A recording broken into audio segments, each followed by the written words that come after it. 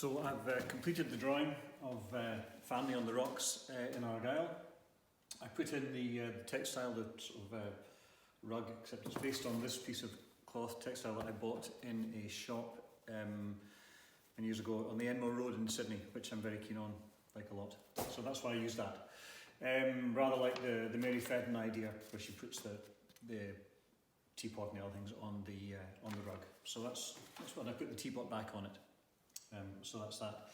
And for those of you who've noticed, yes, I have shaved my head. I thought at a time like this you can do things that you wouldn't do other times, so I thought, I wonder what I look like with shaved hair, so I shaved my head off. Not my head off, I shaved my hair off. And I have freckles on the back of my head, which I didn't know I had, so there you go, find things out.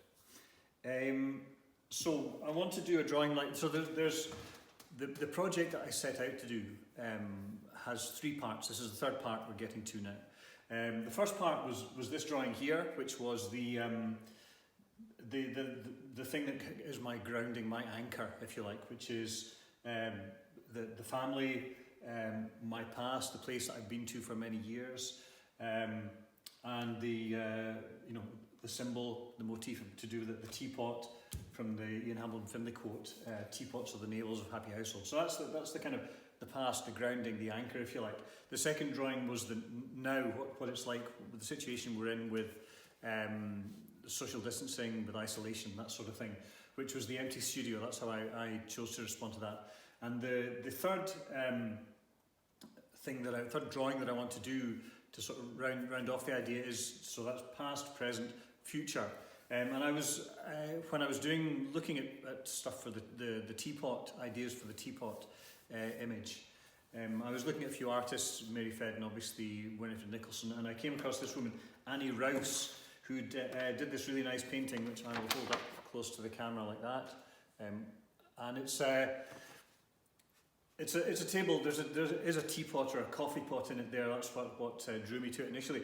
But I just like this collection of cups and bottles and coffee pot and all the rest of it.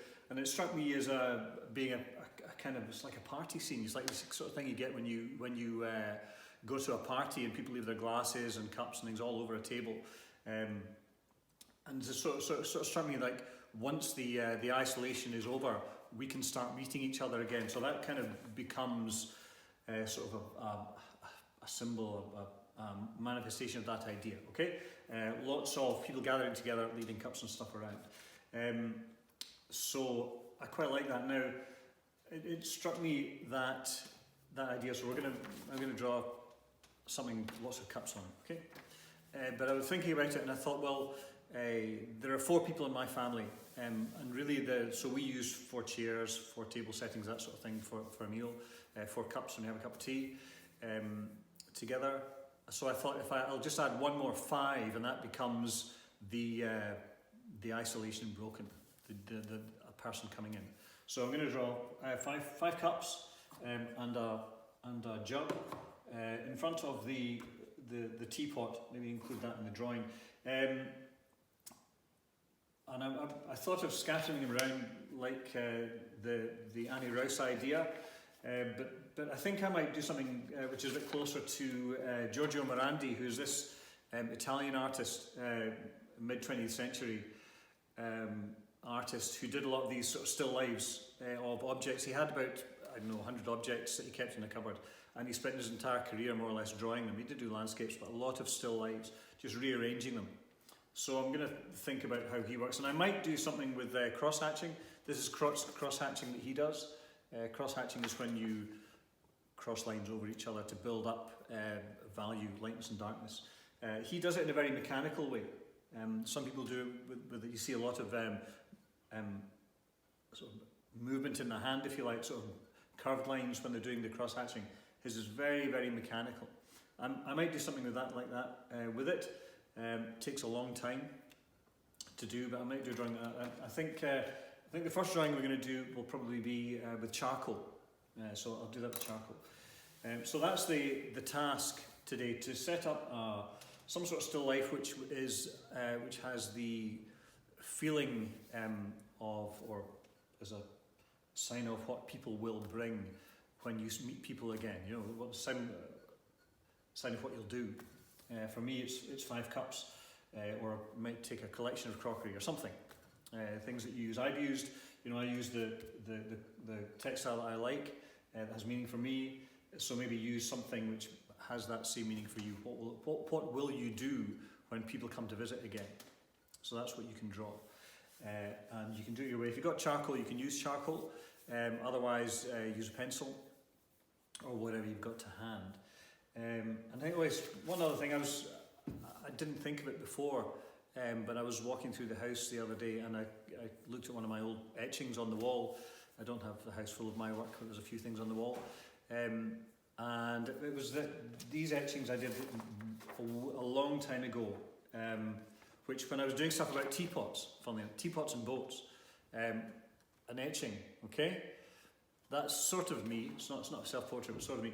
And it was all about, the title of it is The Tumbling Bow Wave Plays the Overture to the Day's Performance. So, tea first thing in the morning with the anchor pyjamas. That was mine. And another one there, teapots, okay?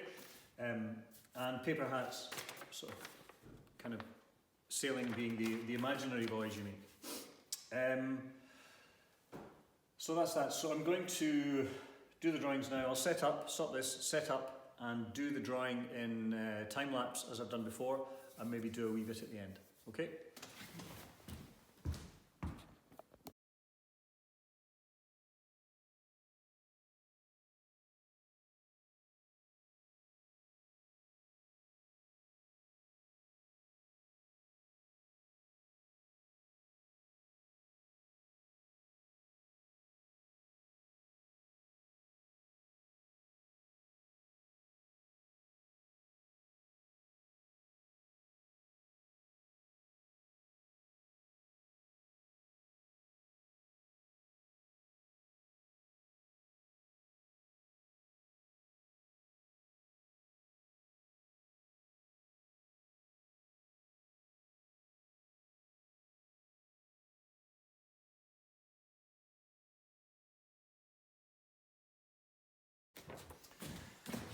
So there you go.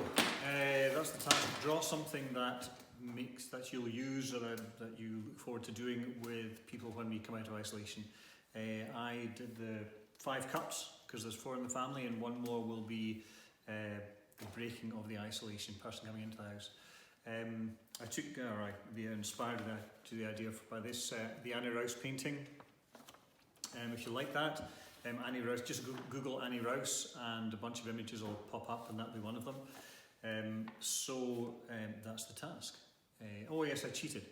I didn't just use the charcoal. I couldn't resist the pink of the bit of cloth, so I got the pastels out and started adding some pastel in, so you can do that if you wish. I didn't do the cross hatching because I've got to go away and do some things now. I'll maybe come back to that another time. So that's your task.